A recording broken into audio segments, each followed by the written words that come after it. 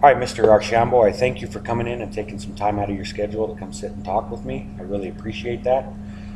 I want to inform you, first and foremost, that my job here as a social worker, there's a few things that I would like to talk with you about real quick.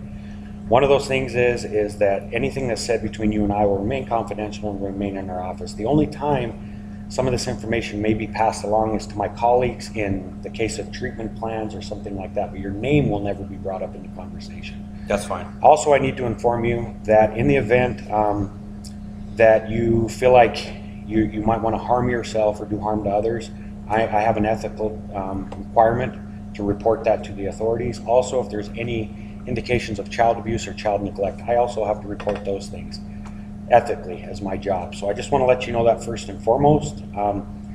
Or when you first came in, you filled out a survey, a happiness survey, and I noticed in the relationship you circled a 1. I would like to say first, on the other areas, you had some great highlights, some things that I see are going well in your life. But I would like to kind of focus on this 1 in relationship, and maybe you could elaborate a little more on why you put a 1 on relationship. Well, I feel like my wife is not participating to her full potential in our marriage. She seems really checked out as of lately, and I kind of feel like she's talking to somebody else. I'll catch little things like when I walk into a room and she's on her phone, she'll hurry up and put it away. And then when I ask, just to see what she'll say, I don't really want to, but when I ask if I can see her phone to look for an old picture that we took of the kids, she gets really defensive. So that just kind of leads me to believe she might be talking to somebody else. And as I haven't asked her about it, but I think that I don't feel that connection with her that we had in the beginning. I think that's starting to slip away. Okay, so I understand what you're saying here. You feel as though your wife is checked out. You feel as though when you come into a room and she's on a phone, she becomes defensive.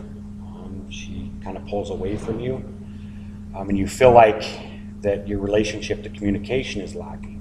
So I would like to first start off with, if you could, elaborate a little more on what do you mean when you say that your wife is checked out? Well, like in the past, when I would talk to her, when I would ask her questions, she would really engage in them. She would get animated when she would talk, and it would be like, oh yeah, this and everything's like, the energy was different. And now when I talk to her, she hardly even looks at me. I'll ask her something, and it's just very minimal responses, like as little effort as she possibly can, she'll put into it. And that's just not who she is. That's not how I know her. And I feel like there's something missing there. I don't know what it is, but I guess I don't help. Because naturally when she does that, I want to do that, And I've had opportunities, but I've never acted on them out of respect for her. But the longer this continues, the more I feel like I'm starting to not care if it gets fixed or not, Okay. So I understand here, and I'd like to just, once again summarize what you just said. What I feel like is that the communication is lacking. It is. And so I'd really like to, focus on that for a second. And could you explain to me in a little more detail, when do you feel like this communication began to lack? And when did you notice that lacking, that communication starting to break down? It's only been probably in the past year. And I would say because she doesn't work, and so I guess she's financially dependent on me, which is fine. but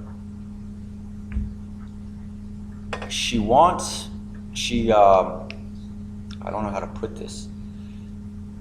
If she's not in direct control of our finances, she gets kind of distant, and that's when she starts to act out. When I say act out, I mean that's when she starts to like close herself off. Like for an example, she asked me to put the car in her name, and I, kind of, she doesn't have the best of credit. She doesn't have, for the bank to lend us money, it has to be in my name.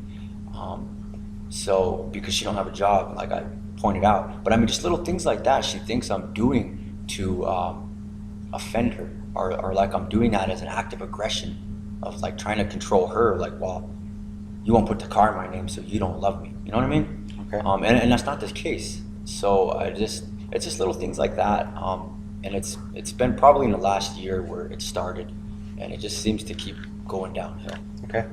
So I can see that based on your body language and based on your response that, and correct me if I'm wrong, but this is a very stressful topic to engage.